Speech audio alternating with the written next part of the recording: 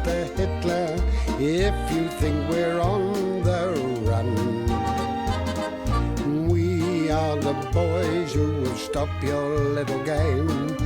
We are the boys who will make you think again. 'Cause who do you think you are kidding, Mr. Hitler, if you think old England's done? Mr. Brown goes off to town on the A21, but he comes home each evening and he's ready with his gun. So who do you think you are kidding, Mr. Hitler, if you think old England's done?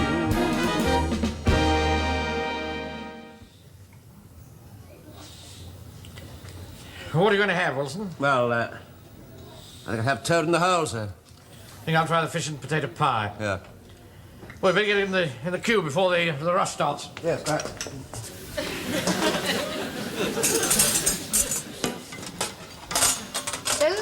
No, thank you, no. Could I have a piece of toad in the hole, please?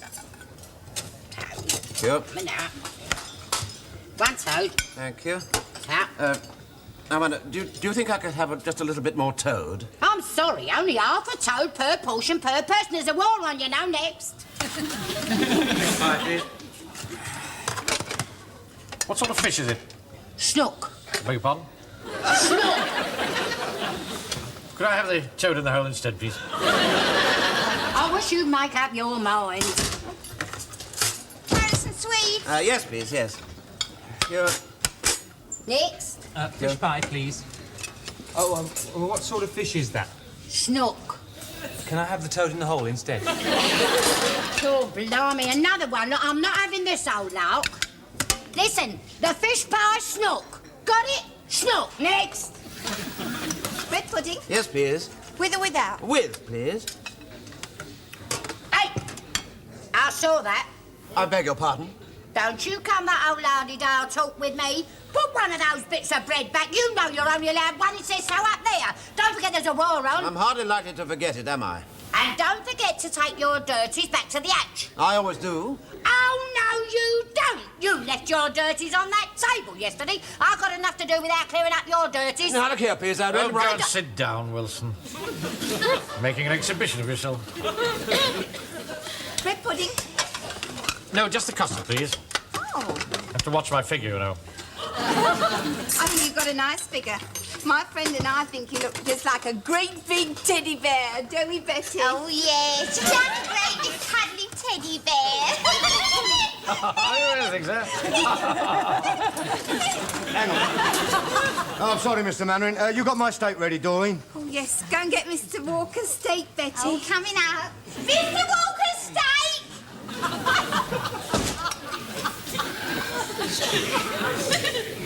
Oh, there you are, Mr. Walker. Ciao, love. What are you doing with that steak, Walker? I'm going to eat it, aren't I? There's 2 weeks' meat ration there. I've got toad in the hole. You want to watch that? That can be very nasty. Why are they serving you with a steak? They're not. I brought it in. They cooked it for me. Oh, by the way, ladies, hang on. I've got your elastic here. Oh. Don't want them falling down on the job, do we? Right, just take for the tea, will you, love? Look here, Walker. Flaunting your black market food in here, you'll get the platoon a bad name. Yeah, look, now, just a minute, Mr. Mannering. Look, I don't want to be rude, but I'm not in uniform and I'm not on parade. And what's more, I'm a customer at your bank and I've got a deposit account with over 1,500 quid in it. So if you don't mind, I'll just have me dinner.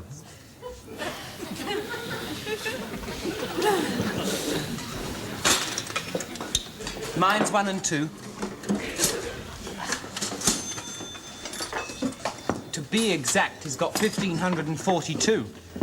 Go and find another table, Pike. Under the rank and file eating with us. Do you want some pickles, Pikey? Yes, please, Joe. Hey, I haven't seen any of this since before the war. Do you want some pickle, Mr. Mannering? No, thank you. Not with toad in the hole. It's free.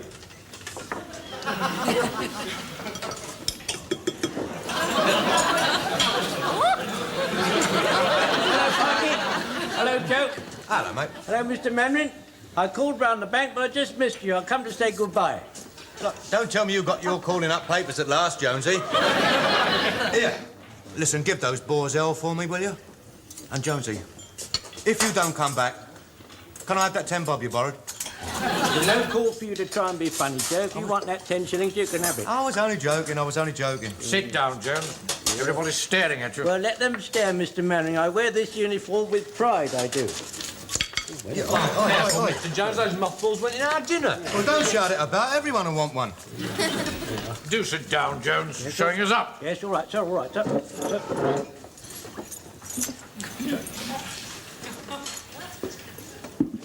Where exactly are you going?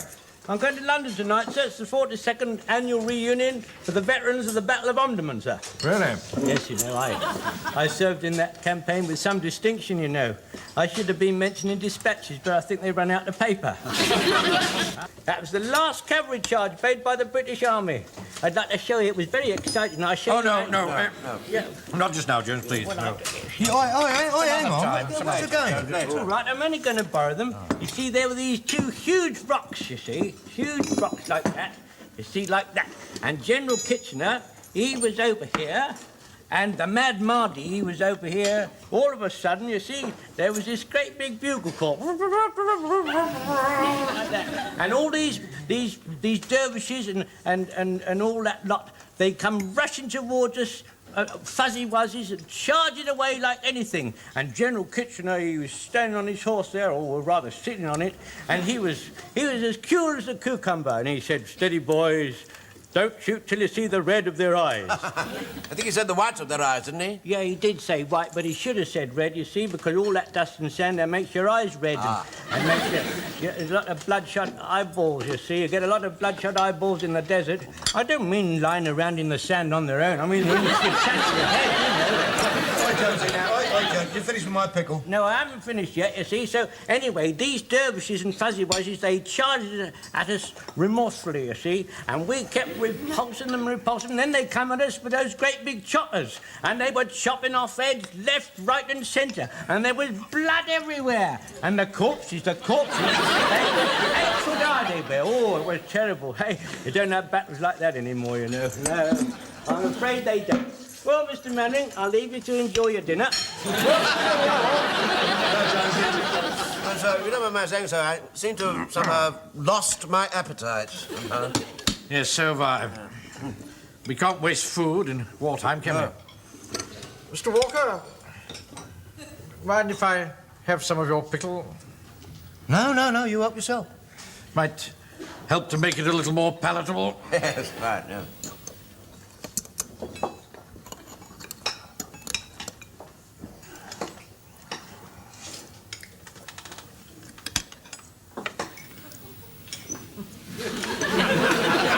Feeling all right, sir?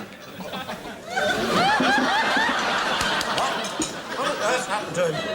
What is it, Walker? Something in this? Yeah, hang on. God. I don't want to worry you, Mr. Wilson, but I think one of Jones's mothballs fell in a pickle, and I think Mr. Manning just What? Excuse me, do you mind if I just... Aye. What about your dirties? My what? Go and take your dirties back to the hatch. Just clear away, will you, please? Captain Manning, to the right. You know, downstairs. Capitalist lackey. Where are the boys of the old brigade who fought with us side by Excuse me, sir. Private Fraser is outside waiting to introduce his new recruit, sir. Bring them in, will you? Right, sir, right. All right, Fraser, you can bring your friend in now. Sir, I'd like to introduce Mr. George Clark. He wants to join our ranks, sir. Good evening, Mr. Clark. Good evening, sir. I'd hazard a guess that you'd served in the army before, Mr. Clark. That's correct, sir. You know Mr. Clark well? Aye, sir, I do that, sir. And you've known him for some time? Oh, aye, sir, I have that, sir. And you'd say that he was a man of integrity? And very generous, sir. He stood me several drinks in the bar at the Anchor last Saturday night. When did you first meet him? In the bar at the Anchor last Saturday. Well, tell us about yourself, Mr. Clark. Well, sir, as you've guessed, sir, I've been a regular soldier all my life. I retired about 10 years ago, and I've only been living in Wilmington-on-Sea for a few weeks. When did you first join the army? 44 years ago, sir, 1897. A year later, in 1898, I served in the Sudan under General Kitchener at the Battle of Omdurman, sir. Good heavens. That's a coincidence, eh? Yes. Don't suppose you came across a Lance Corporal Jones by any chance? You can't expect me to remember that, sir. Thousands of men took part in that battle, sir. Yes, I realise that. I was only joking. I was in the Warwickshire Regiment, sir. Yeah, well, Jones was in the Warwickshire, sir. Yes, he was. It was a long time ago, sir, but as a matter of fact, come to think of it, I do seem to remember one Jones. He was always a bit behind everyone else with his drill. He won a Lance Corporal, though. That's him. He wasn't a Lance Corporal, you see. No, he's just an ordinary private. Just an ordinary private. Did you hear that, Mr. Mannering? Eh, the man's an impostor. He never was a Lance Corporal. Never, yes, never. All right. I knew it. All right. Well, we'll just have to wait till tomorrow to see if it's the same man. Now, I'd like to come about half an hour before parade, Clark, tomorrow, so that we can fit you up with the uniform. I'll just swear you in the meantime. Hand me the Bible, Wilson. What Bible? Bible to swear him in with. Well, I haven't got a Bible. I distinctly remember asking you to bring the Bible along. No, sir. The word Bible never, ever passed your lips. How can I swear him in without the Bible?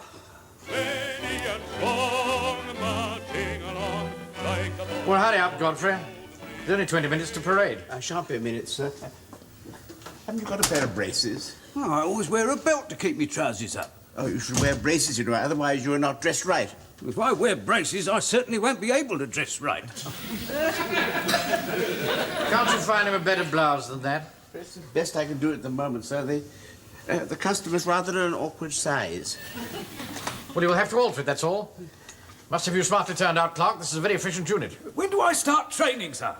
Well, I'm afraid there's no time for that. You'll just have to pick it up as you go along.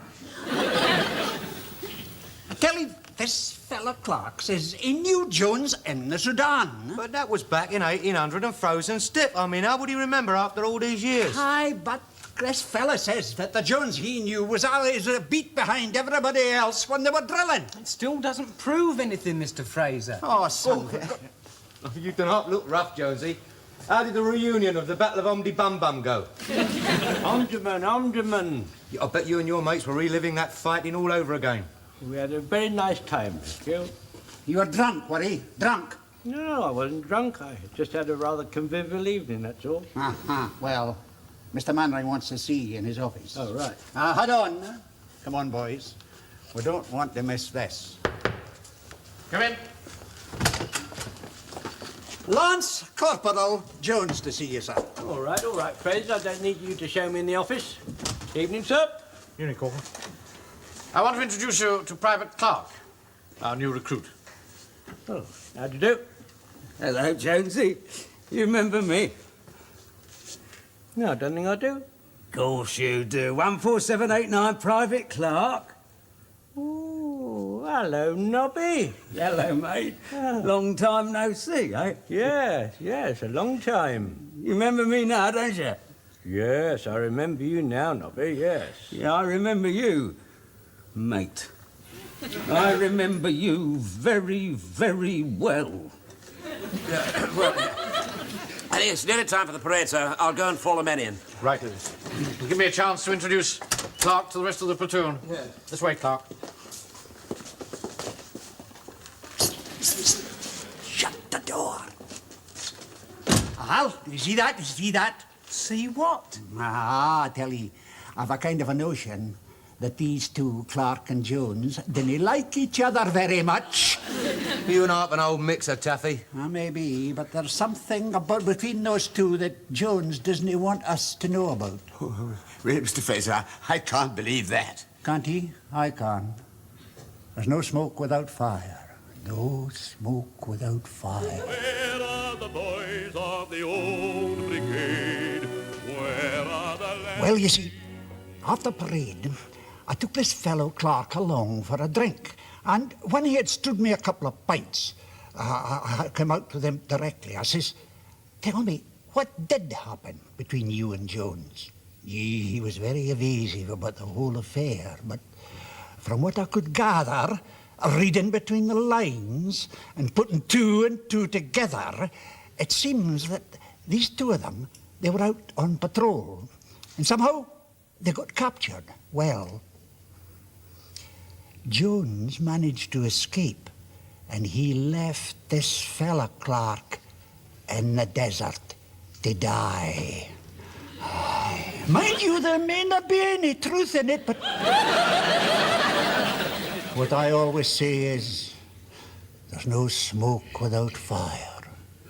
No smoke without fire. Look at that lovely moon, Joe. Yeah. Oh, yeah, that's very nice. What's up with you tonight? Well, I've got a lot of things on my mind. Oh, makes a change. If you've only got one thing on your mind. Come on, give us a kiss. No, wait a minute, love. There's a time and place for everything. But this is the time and the place. Will you love me anymore? Yeah, of course I love you. I'm mad about you. It's just I'm worried about Jonesy. You know, I asked him straight out if there was any truth in his story about him leaving this fella in the desert, you know, leaving him in the lurch, and, well, he wouldn't say anything. He wouldn't even deny it. Look, you gonna give me a kiss or not? Oh, yeah, well, I suppose so. I mean, I'm sitting here and You asleep, Elizabeth? You know, I can't help thinking it would be better to sleep inside the house when there isn't a raid on. The shelter's very damp. Oh. That's no good. I can't sleep. I'm going to have a read.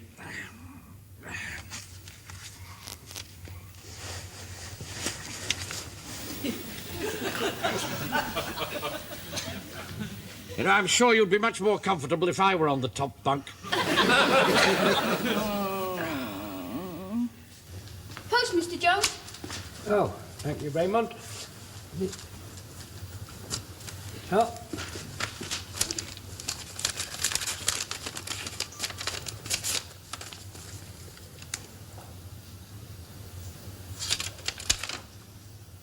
Why did you leave your friend in the desert to die?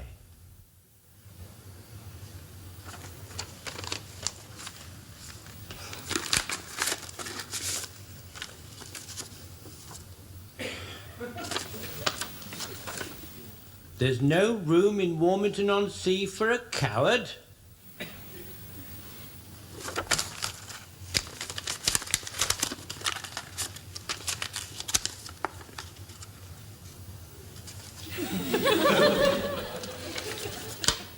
A coward like you is not even worth a whole white feather, so I'm sending you a half a one.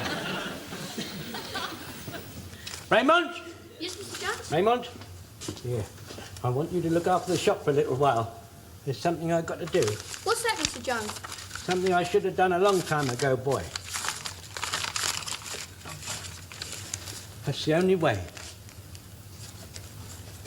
It's the only way. Right, gentlemen. I intend to get to the bottom of this, once and for all. Now, Clark, supposing you tell us exactly what did happen between you and Jones in the desert. Well, sir, we was on patrol and we was captured by the dervishes. They pegged me out in the sand. Jones, well, he begged for mercy. They took him with them. Somehow he managed to escape. He no come back for me. He left me to die, he did. Well, I must have passed out, but I can just remember this native bending over me, going through my pockets. But when I come to, I was in hospital. That native must have saved my life, even if he did pinch me wallet. I still find it very hard to believe that Jones would have left you to die. But then why has he cleared off? I'll tell you why I cleared off. Jones, where have you been? For Mr. Speak, sir.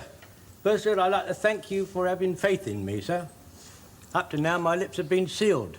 But now I can reveal myself in my true light and tell you what really happened. You see, sir, it all occurred a few days before the Battle of Omdurman.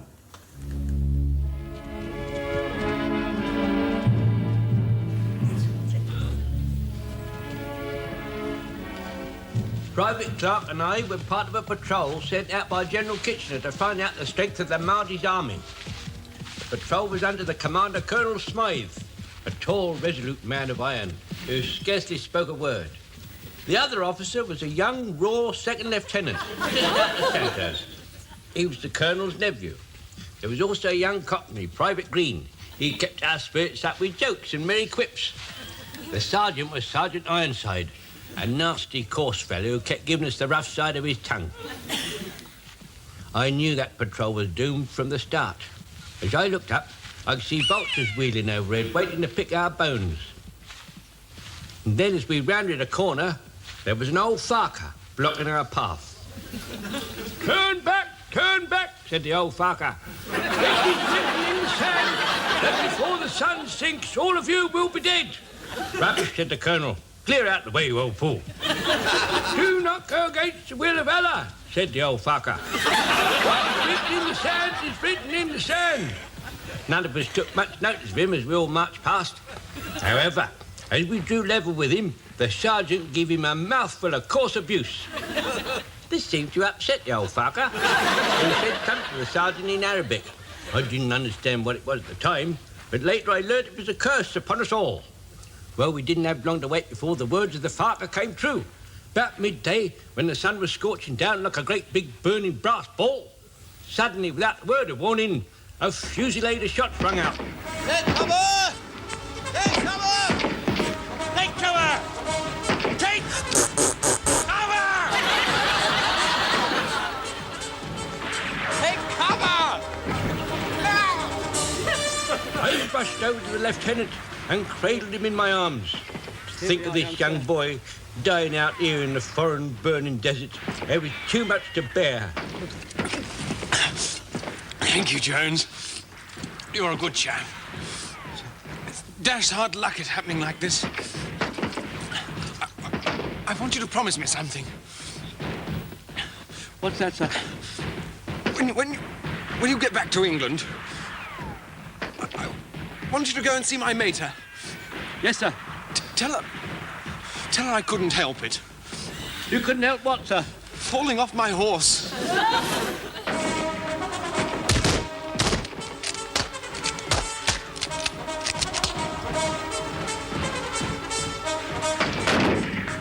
Keep your heads down.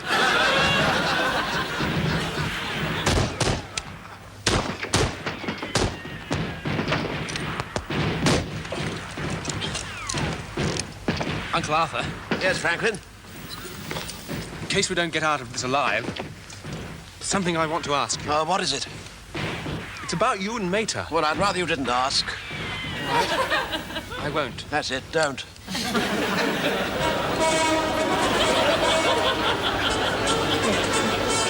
Sergeant, there's thousands of them.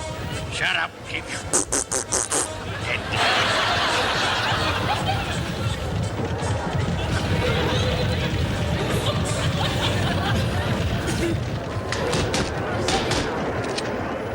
I don't like the look of this, Colonel. That wishes me. Where's me? I think you're right, Sergeant. As soon as it's dark, I think we better send somebody for help. And Mr. Speak, sir. Oh, what is it, Jones? I'd like to be the soldier who volunteers to go and fetch help as soon as it's dark, sir. All right, Jones, so you do that. Take that fellow, what's his name, Private Clark, with you. Right.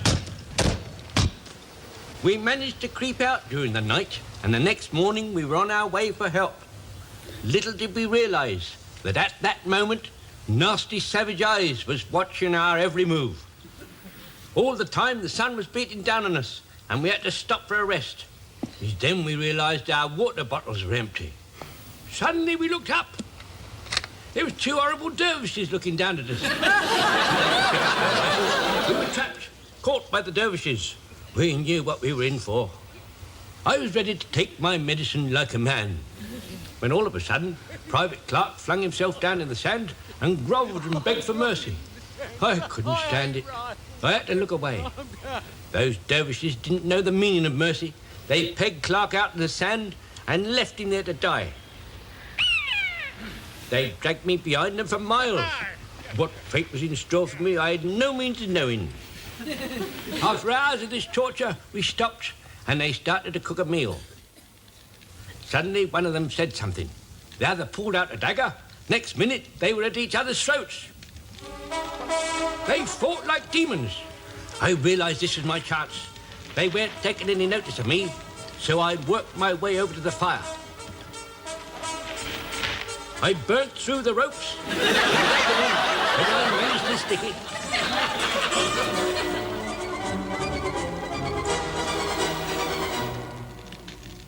Suddenly, one of the dervishes broke away, jumped on his horse and made off. He'd had enough. The other dervish shouted something after him. Then I remember that dervishes can't stand fire. They just can't stand it. I quickly seized a burning brand from the fire and thrust it in front of his face. The effect was amazing. He turned from a proud warrior into a gibbering idiot. His nostrils distended with fear.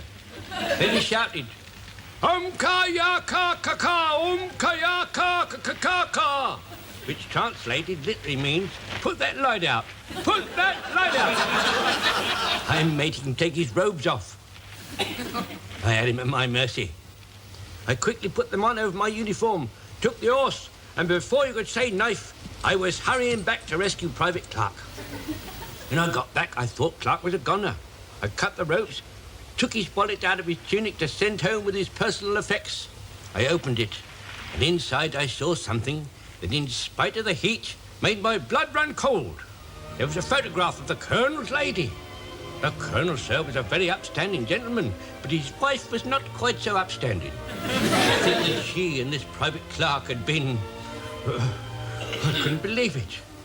While I was kneeling there in a daze of misery, I heard a groan. Clark wasn't dead after all. Well, Mr. Manring, I got him on the horse, and after a nightmare journey through the desert, we came across the relief column.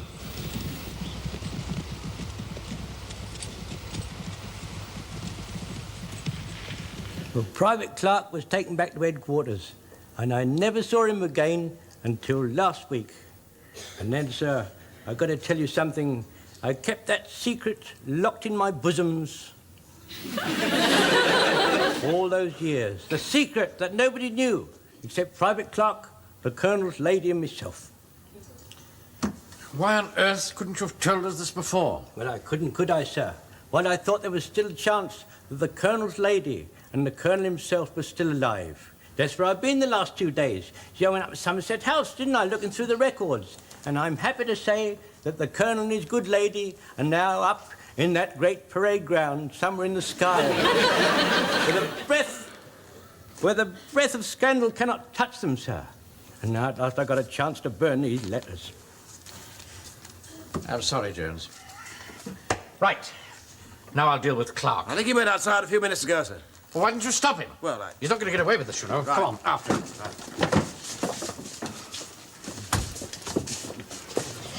You're in a hurry, aren't you? Did you see a man leave here about 2 minutes ago? Yeah, he was rushing towards the station. Said he had a train to catch. The station? Right, come on. I shouldn't bother, mate. He gave me a message.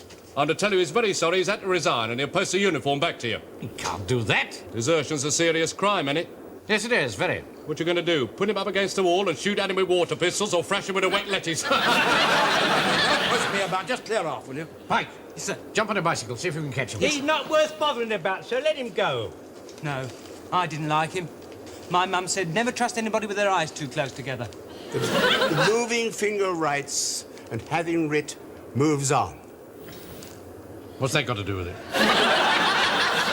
But I don't know, sir. Here, come on, Jonesy, you can burn that photo and those letters now. Forget all about it. There we go, mate. Here, what do you think you're doing? You gone raving mad? An enemy plane will set out from miles away. Ah, shut up. Put that light out!